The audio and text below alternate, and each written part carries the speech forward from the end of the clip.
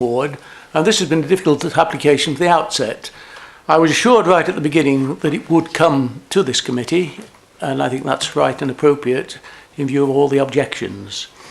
I was also told by our officers that in land use terms, if this went to appeal, it would be very difficult to do other than resist an application of this nature, bearing in mind precedents elsewhere. And for that reason, I did concentrate particularly on the details. If people will remember, the original application was simply a site looking as open as it does now, with simply metal fencing round it. And I think it was following comments I made when I concentrated on the detail that I think the applicants did then appoint some professional consultants in the field of both planning and landscape. So I think the actual site context is inevitably a lot better than it originally was. I looked at the question of the access up the side, and the average garage, our average garage and access to that is about 8 feet. The distance at the widest positions, in other words, where ignoring rainwater pipes and things, up the side of this building is 10 feet, 3 metres, which is, say, 2 feet wider than most people's garage.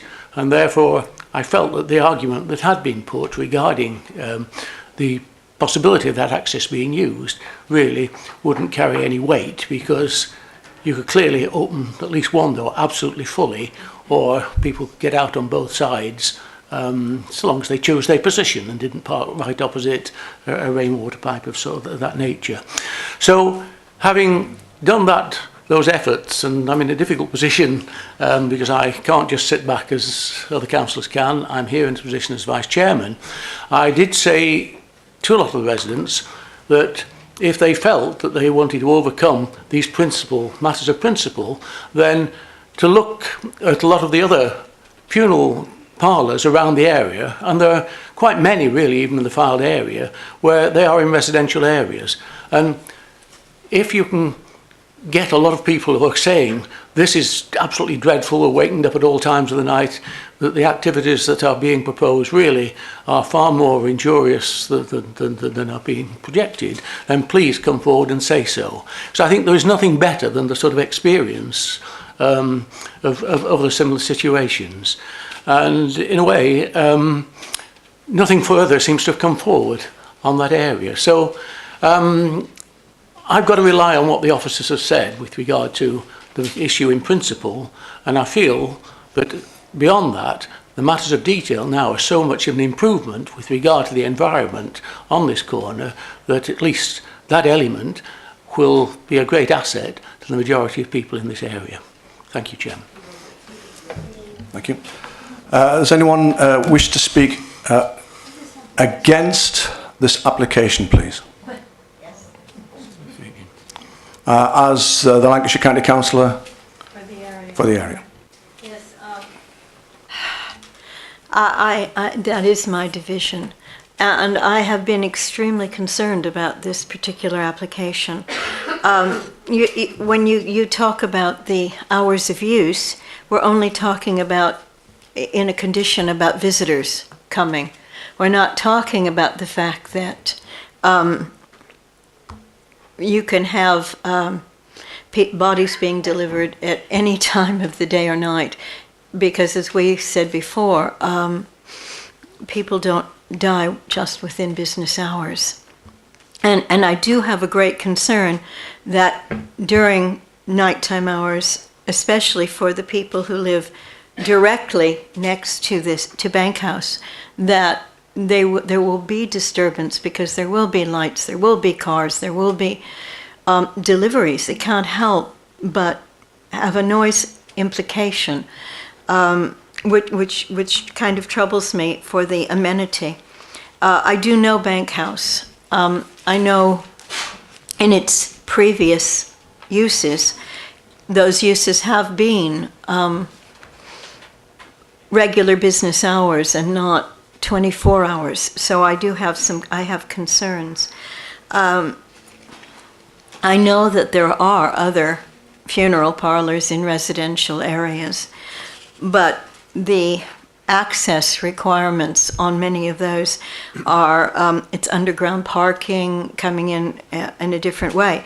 It just seems to me that this particular building and the way it's situated and its size requirements are really not suitable for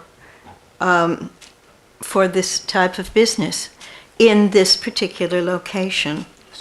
So I'm afraid I can't support the application. I've got councillors Speak, Armitt and Odes. Who's first? Thank you, Chairman. In Kirkham and Wesham, you'll find this sort of business right in the middle of residential area. In fact, Billington's, one I know personally, I have never known of any complaints regarding the delivery of the deceased during nighttime hours. I've heard a lot from the objectors about noise pollution, but I cannot understand what noise pollution they're talking about, apart from cars and car doors, which you could get from anybody being dropped off in a taxi or cars driving past. I feel that it's because we're dealing with the deceased that people are upset more than the activities that will take on at this application site. I've read the report very carefully and I've listened to everybody, but I do not feel there is any reason why this application should be refused, and I would move the officer's recommendation for approval. Thank you. Councillor Armitt.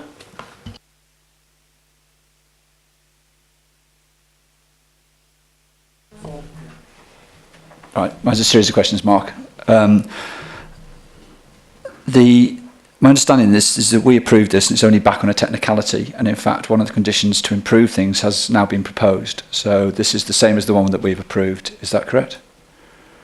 Yes, through you, Chairman, yes, that's correct, yes. Okay.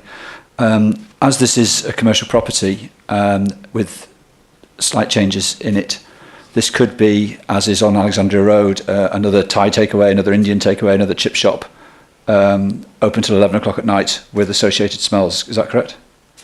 No, that one's not correct, That's for you, not? Chairman. Okay. It could be another business, but not necessarily takeaway, hot food takeaway or restaurant. That would be in a different use class. Okay. So, but it could be an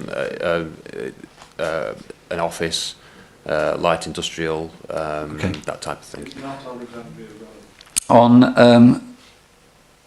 the 24-hour thing, I wonder if there is a discussion point we could have with the owners of this. I mean, most of us here have had relatives die, and if you die at home without doctors, you need to be taken to hospital for an autopsy, and if you die in hospital, you are held there until a time. So the sense of urgency at 3 o'clock in the morning to whip a body out of someone's house and rush it off, I struggle to understand on that. And if operational hours were changed to say close at 10 p.m. and open at 7 a.m. or something along those lines, that there cannot be this massive desire for overnight delivery of bodies. And I just wonder if that's a discussion we could have with, and if that would help in mitigation of the out of hours stuff. Looking at the pictures that were shown by one of the speakers, the canopy was shown right at the front of the building, and yet your diagrams, Mark, show the canopy being right at the back corner. This is different to what the speaker showed. Which one's correct? Yeah, I think this one might have. No. The one before that showed that same presenter that showed there. Now that shows them right. Is that the back corner? That's the actually back. the back corner, That is the yes. back, is it? Yeah, Okay. yeah. Fair enough. All right. I think again a door at the front was much more likely to be disturbing and upsetting and showing bodies being carried in, unless it was fully walled in and then creating another obscurity out to the front. So that seems an odd one as well to me. Just the final point, Mark, on MPF 123, it was mentioned a number of times on impact of neighbours. How is this mitigated? Chairman, the mitigation is really, first of all, looking at the proposed use and the amount of activity associated with that use, and coming to an assessment as to whether there will be any disturbance from that. And then if there is considered to be potential for disturbance, whether that can be mitigated through the introduction of conditions. The two conditions that have been particularly applied, or proposed to be applied, are the one relating to the provision of the canopy and the one relating to the hours of business. Okay, thank you. That's me done. Apart When I from say business, I mean visitors. yeah, apart from the point about, I wonder if there is any movement we can do on the 24 hours. Do you want to answer that? The condition as phrased is there to try and restrict but not prevent access during the night. So, for example, it would prevent members of the family of a deceased person at the site visiting in the middle of the night, but it wouldn't necessarily stop any use of the premises.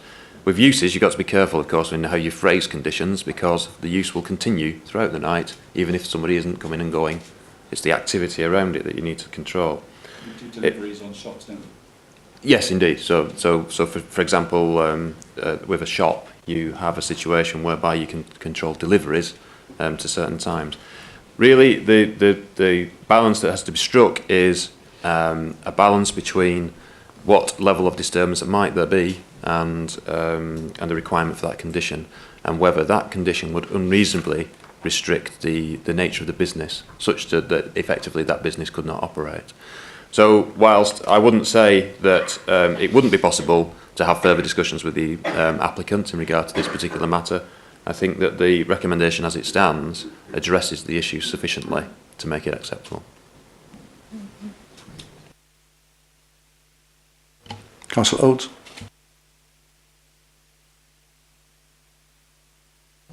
Picking up from the point made by Councillor Speake, in Kirkham we have two undertakers. They're both in the middle of terraced housing. They have terraced housing at the side, at the back and at the front. I have been a councillor for Kirkham for nearly 30 years and I've never yet had a complaint. And from personal circumstances, if a loved one dies at home, the death has to be certified. And the doctor normally attends in the morning. So that's been my experience, and I've not found that the remains have had to be taken in the middle of the night. I don't know how often this will occur, but personally I found that that hasn't had to be the case. So as I say, this is a service industry. We all need undertakers. They are part of the service industry and it's something that's part of life. And I do believe that it's one of those things that everybody's going to have the service of eventually. So I can second the approval quite happily. Thank you. Thank you. Councillor Collins. Thank you, Chairman. In answer to Councillor Craig Wilson, she seems to be happy if the former use of the premises were to return, i.e. that of a bank. Now, if it was to go back to a bank... Right, well, fair enough. But it was a bank at one point in time. If it was to go back to its former use as a bank, it would have a cash machine outside. There would be an application to this committee and it would be very difficult for us to refuse. About 10 years ago, when the post office in Clifton was opposite my shop, they installed, with planning permission, a cash machine outside the premises. And that was used at all times of the day and night. Cars come in all day, all night using it. I'm quite sure that if that were to happen, there'd be a lot more use from a cash machine than what is proposed with this application. I shall be supporting the officer's recommendation. Thank you. Thank you. And Councillor Pounder.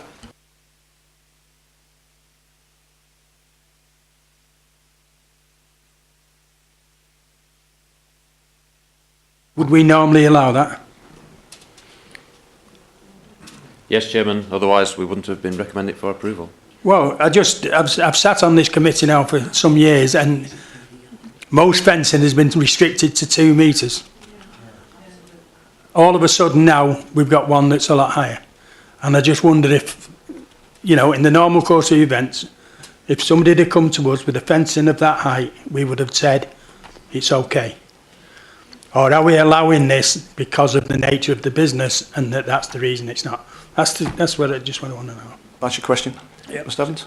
Chairman, yes, I think what Councillor Bowden is referring to is the permitted development rights for 2 metre high fences. Anything higher than 2 metres where it's not adjacent to a highway would require planning permission, and therefore we do get regular applications to consider taller fences and other means of enclosure. We also get many applications for extensions, etc., which are much higher than 8 feet. I'm mixing my metric and imperial on boundaries, and therefore it is the impacts of structures of this height are something that we regularly consider and regularly accept. Okay, before I go to the vote, as an Ansdell councillor, I must say something about Windsor Road. I personally live 300 metres from Windsor Road. This funeral parlour, which is fairly obvious on Windsor Road, is actually surrounded by houses. In fact, a few years ago, the adjacent house was sold as a family home. It was attached to the actual business. I'm canvassing the area and asking for opinions, and I don't mean in the last 12 months, but canvassing the area, I've never had a single complaint, not one. So I'm supporting the application as well, and we're going to the vote. All those in favour of approval, please show. Councillor Duffy.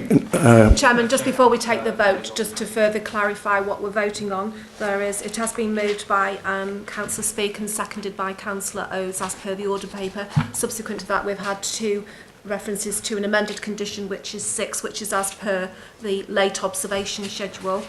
And we've also got an amendment, an additional condition, which would now become number 9, which relates to the canopy and screen fencing, which is to be provided prior to the use of the building or the operation of the business. So that's what we're voting on, Chairman. Okay, everybody happy with that? And Councillor Duffy, okay to vote? Well, I checked with legal on that. They said it was okay, but Fine. it didn't make any difference. No, okay. Quite happy with that, just in case there's a technicality. All those in favour, please show. 1, 2, 3. I think that looks clearly carried, Chairman. Yes. Against, please show. 2. 1, Abstains? 2 against. Right. 1 abstention. Okay, we'll deal with application number 1 now, please.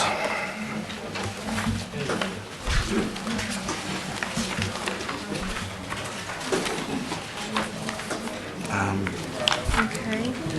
Speakers are We've just got the 1 speaker. David Ray.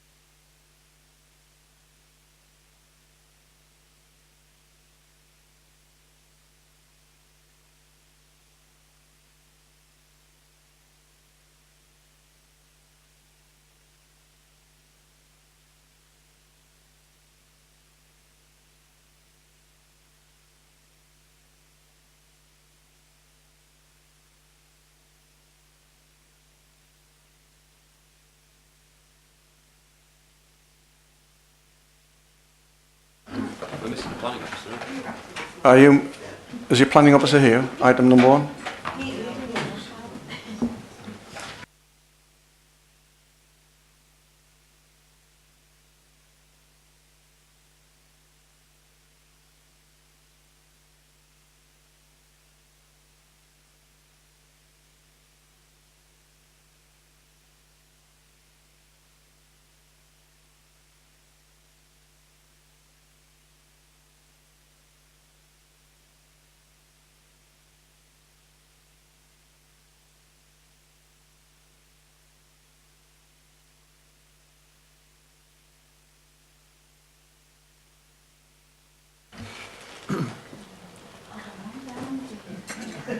Item number 1.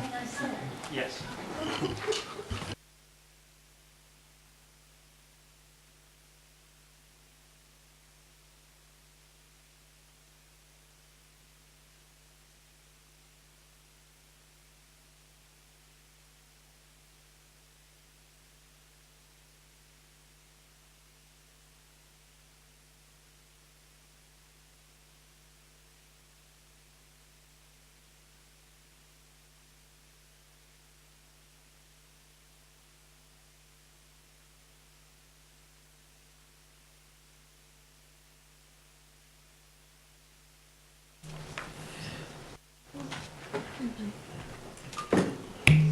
Good morning, everybody. Sorry about the slight delay there, getting ready. This application relates to a site known as Cropper Road Farm, which is on Cropper Road near Whitehills. It's a long-established agricultural operation, relates to cattle trading enterprise.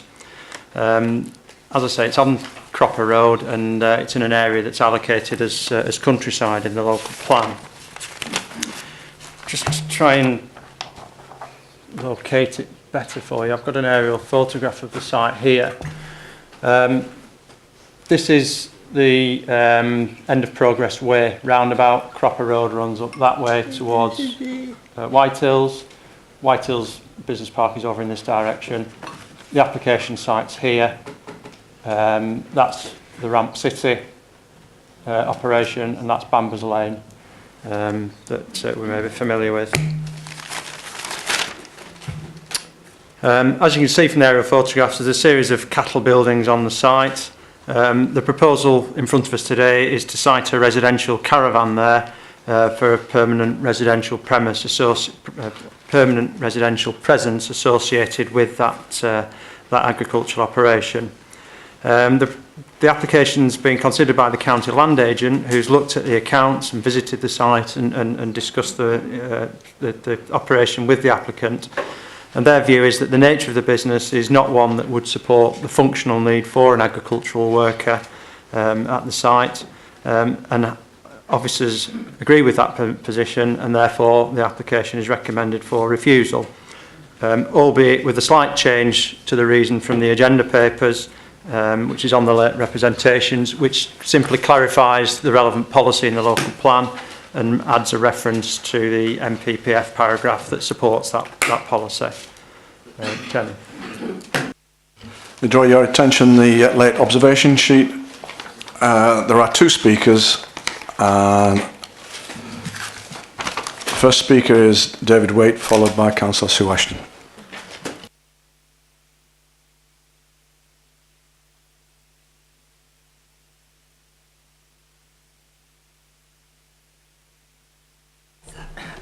Right. No, I'm David Waite. I own the premises. Been trading there for 30 to 40 years. And what I do, I buy cattle and they go to Marks and Spencer's. We've been doing this for 15 years. We stopped trading in cattle. You can't trade in cattle because the government, after foot and mouth, put a 7-day standstill on all cattle. As soon as you buy them, the Marks email BCMS, British Cattle Movement Service, to say they come to your holding. You have a passport, you put your sticker on, and they cannot go anywhere for a minimum of 7 days. If you look at the cattle round about the Fald and that, they're all dairy bred cattle. They're all used to people handling them and everything. And then you read in the paper about cattle what attack people. These are the cattle, out of suckler cattle, up on the hills in Scotland everywhere. And I go up there buying them cattle because that's what they want for the meat trade. They're called beef cattle, they're beef bred, not dairy bred like down here. But they're on the mothers, on the hills for 2 years. Then they never see anyone, and they're wild animals. They're brought into the farm, they're took to the mart, say Carlisle Mart, at 6 o'clock in the morning, and then you're not allowed to go anywhere near where they're about. They're penned up and they're pushed through, they're stressed out. A lot of the cattle are that wild that they put the white powder in the feed to the farmers to calm them down. After 24 hours, when it wears off, there's a big danger to everyone. Like I say, not allowed near them. When they come in the ring, they've got their heads down, going at everybody, jumping over the rails. You know, and then you buy them, but I don't buy 20 of one man. I'm buying one of him, and so on. Get me 20, 25 cattle, load them up at 6 o'clock at night, bring them back to Cropper Road, a 2-hour journey at least. Then I unload them while I wash out, and they go in the pens. They've had nothing to eat all day, but they're stressed out of their mind. They've been taken off their mothers, and they've seen other people for the first time ever, and they're in them pens. In-house fighting starts later when they're all got full, and they start fighting among each other to find out who's the toughest. Next morning I've come, and I've seen them on top of the ring feeders where the feed is, trying to get out of the way, the weaker ones. You know, why the bullies find out, once they find out supremacy, they're right. But we've pulled 5 out, dead, you know, over the last few years. And we mentioned this to the land agent, and he said, well, what's 5 out of 7,000 cattle? You know, which I didn't think he should be talking like that. But like I say, but our problem is that now we're getting from Ramp City late at night, when they're coming back, the kids are getting in the farm. We found bricks and all sorts, what they've been throwing at these cattle, which, like, if them cattle got near them, they'd just kill them. And they don't realise. But we've had the gates open and the cattle on the yard. And up to now, they've been lucky, they've got away with it. But if one of them cattle get one of them children, they'll be dead. You know, and I've seen them kill people. They just put their head into them and smash all the bones. And it happens in seconds. And there's another thing, when they let them on the yard, if them cattle got out, they're like bees, like they swarm, they all stick together. You'd have a stampede, either going up to the motorway or down to the car showrooms of 50 cattle. I don't care how many marksmen you get out to kill them, they won't stop running. Until, you know, like, they're just full of energy and power. They can go through anything. There's a farmer at Barton, he had 40 cattle let out of a pen 6 weeks ago. What, have I run out of time? Oh, you're joking. Well, anyhow, basically, this is like, who's going to be at fault if somebody gets killed? Is it me? Is it you for not letting me be there? The police have asked me to ask that advice because they said this will be serious. It'll be on News at 10 if they get out. But the other thing is, when the officer come to make his decision, in his own words, I took 2 steps over the gate, I listened for something mooing, couldn't hear him, refusal. Have you heard all like that? You know, it's like out of the dandy, innit? You know, and he's made and then the land agent, he didn't know about the 6-day rule because he's never come across it. He told us to leave cattle on the wagon. Thank you, you've had 4 minutes and 30 seconds. Right. Thank you very much for listening to us. Councillor Ashton.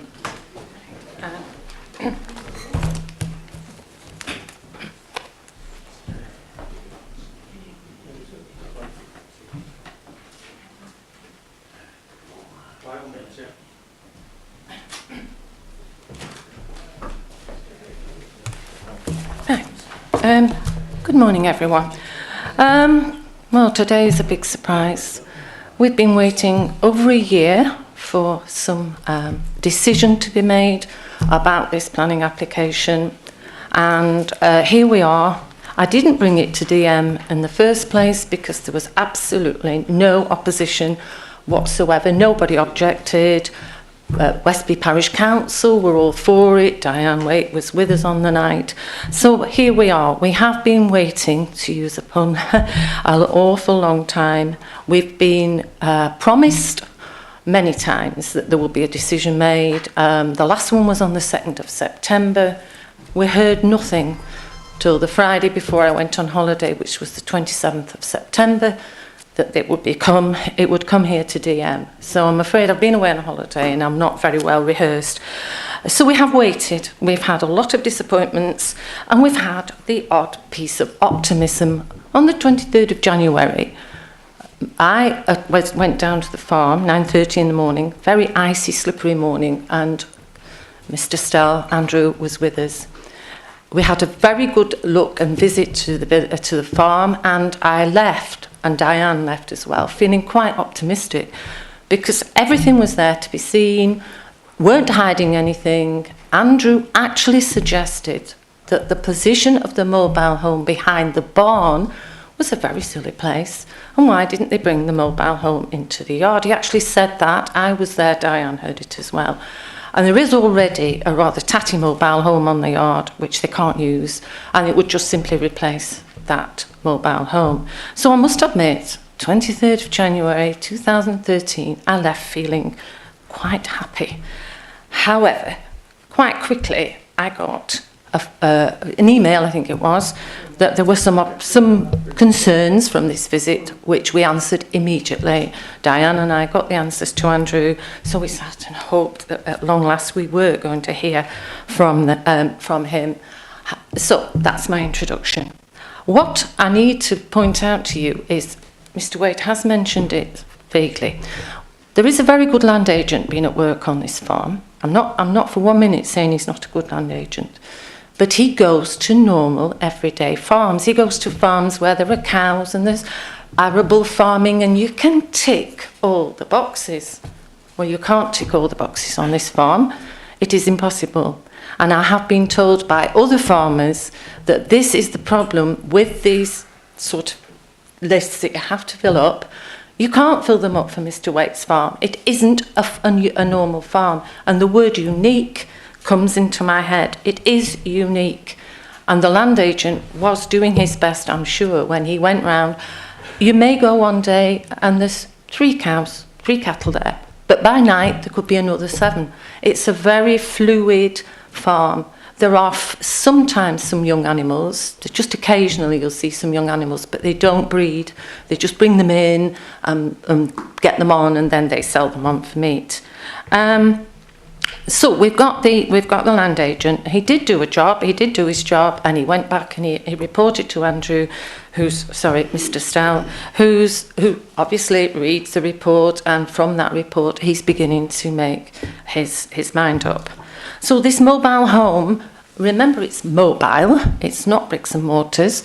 So if you decided today that, well, yes, we don't really mind this mobile home, but we don't really want it behind the barn, it can be moved. It is on wheels. It can go wherever. And also, it can come off the site, should you think in the future that this permission has been granted and Mr. Waite isn't doing what he said, it can be brought off. So it isn't permanent, but it's hopefully going to be a permanently mobile home, okay? So we've got something about the siting. So the next bit, I think hopefully I've let you realise that Mr. Waite's also explained about the animals. This area, the grey splodgy bit on the map is the White Hills development. They've taken all the soil away, so our countryside is disappearing anyway. I mean, you know, it's going under. There's going to be houses on there, 140 odd houses. This area is changing, and it's changed since the Waites last put in their application. Wimborne used to be a livery yard, people coming and going with horses, not really busy, but busy enough. And then it became the skateboard park, and now, of course, we have the motorbikes. Now, we're not moaning about the motorbikes, they come and go, but they do have music festivals there. The whole area is, although we're seeing it's countryside, it is changing greatly. The fact that Progress Way is there on that bit, that makes that more accessible. The Moss Road, which we all know at the moment is closed, gives the access through Cropper Road to the motorway. That's made Cropper Road a much busier road. So we're in a completely different ball game here. The whole area has changed, and we feel, I've been on board with them for the whole time of this application, that to put somebody on that farm would increase the animal welfare. There have been cows in ditches, as Mr. Waite said. Somebody recently rode one of the young animals, and broke its leg. You may remember back last month we talked about the Fentons farm at Browning Hall, and it was suggested that maybe Andrew could move into a house in Ray Green or in Wharton. That's not possible here because the only house for sale across the road there is on the market for £1 million. So there's no way that Mr. Waite and his family could possibly buy any of the properties on the lane. They've tried putting the dog in the yard, but of course the poor dog was running itself silly, barking its head off, and there was nobody there to go and see why the dog was barking. And if Andrew would just put the pictures, or the photographs on that I've just passed down, Giant has done these. It was suggested they build a wall, which is there. It's a high wall. They suggested CCTV camera, which are there. There's another photograph of CCTV cameras. Sorry, it was in somewhere, isn't it, that it suggested CCTV camera? No, what it was. Sorry? So. When the planning officer come down, he said, I'm a land agent, that he didn't see any CCTV signs, cameras, walls, or any security that we've put on. No, they are, they've been up there. Okay. Thank you. Anyway, I'm just saying they are there. But of course, they live 15 minutes at the shortest away from this. So if the camera came on, there's somebody in the yard. By the time they get out of the house, into the car and down there, the person doing whatever. Also, the safety of the people who are going on the yard out of hours is very much at stake, as Mr. Waite said. So we feel for the animal welfare that for somebody to live there permanently would be a good idea. And my final one, it is final, I promise you. Diane has got a very disabled son, Daniel. He's very, very bad autism. He'll never ever work. He's unemployable. But he loves the cows, and she is hoping, because one day this will be her business, or she will have to run the business as her father gets older, she's hoping that Daniel will come in on board with her, perhaps be her cowman, but she can't do anything with him when there's no base for them to be there. So I'm asking that we let the Waites have their mobile home, and thank you very much for listening to me. Councillor, Councillor Ashton, just before you go, two things. First of all, have you seen the Lancashire County Highways Authority's statement? Yes, I read that, yeah. Yeah. Have you got any comments on that? About the access? Yes. Well, to be honest, I'm not quite sure how many people will actually live in this mobile home. But I've been in and out of that driveway many times because I've been down there. All the driveways down there are exactly the same, hedges, because if you don't have a hedge, there's a thing about the actual properties being too obvious, and I know Mr. Greenhalgh further up the lane has had problems because he took a hedge away and he's had to put it back. The fact that of the highways, I don't think it's an issue, but I think the highways have caused a problem by the Moss Lane Road becoming Cropper, becoming a link road to the motorway. I think they've made it busier, and I only hope that when the new houses are built that something's done with Cropper, because it is a very narrow, quite busy lane. Yeah. Okay? Okay, don't worry, Mr. Waite. Okay. We'll sort it. And the second thing is, could you switch the microphone off, please? Tim Armitt. Yeah. Okay.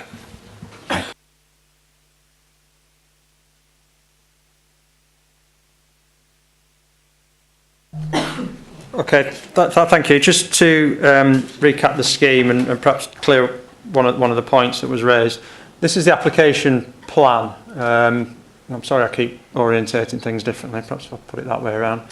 So we've got Cropper Road going towards Progress Way in that direction. The pink are the existing cattle buildings.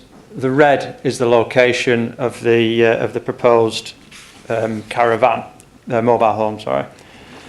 From the aerial photograph, you'll see that that's to the rear of the buildings into one of the fields that's used for grazing. When I went to site in January this year, we did have a discussion about whether that was the best place. The current there is a current caravan on the site which is used as a sort of a brew facility, which is, as shown on that photograph there, which is located in this area here. I think it was suggested that that would be a preferable location for a caravan or a mobile home. It would give security, surveillance, over the yard. It's closer to the buildings. So that was something that we would hopefully have been able to discuss with the applicants should the principle of a residential unit on that site have been considered acceptable. Unfortunately, from the recommendation, you will see that we haven't got to that point, so that's why the application's as it is. Just returning back to what I was going to talk about, just to explain the application. Clearly it's for a residential unit. The application refers to two justifications for the agricultural dwelling: the security and the welfare of animals. I don't propose to rehearse those with you because clearly the applicant and the ward councillor have touched on that in some detail. You've also seen some photographs of the site, so I'll not run through that, other than very briefly you'll see that the buildings are relatively good standard agricultural cattle buildings that I understand have been upgraded. That's my version of the photograph that Councillor Ashton's just presented. So you can see that it's reasonably tidy, good standard buildings. A view from the road in the rain. You see that it's you can't see probably, but you've got the road, you've got a hedge, fields, wall, then the buildings behind. So it's a typical agricultural style appearance to the site. Coming on to the planning history of what we've had, this is the 9th application for a residential presence on this site in the last 25 years, I think it is. All the previous ones have been refused, other than one where a temporary planning permission was granted in 91, which was then refused when it came to be renewed. So there is a history of refusals on this site. Running through the consultations, as Councillor Ashton said, the Parish Council didn't raise any objections. None of the neighbours raised any objections to the application. You've seen the report that the County Highways did object. They were concerned over the increased use of the access point to the site, which Google Earth seems to take better pictures than me, so that's the access point.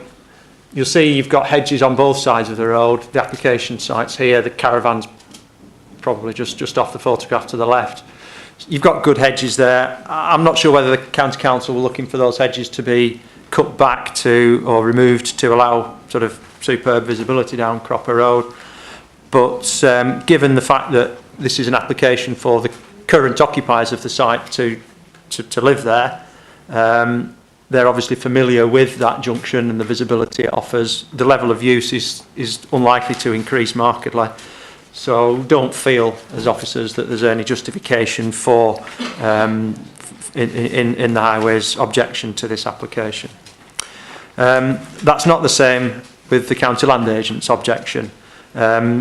They, as with any application of this nature, have done a sort of an assessment of the merits to see whether there is a functional need for an agricultural presence, full-time presence on the site. And they say that that there isn't. And as I said earlier, that relates back to the policy SP 10 of the local plan, which deals with permanent residential uses on agricultural workers' dwellings. That's linked to the MPPF, paragraph 55, which deals with development in the countryside and says that new dwellings should only be acceptable in limited circumstances, one of which is where there is an essential agricultural need. So the test here is whether there is an essential need associated with this business.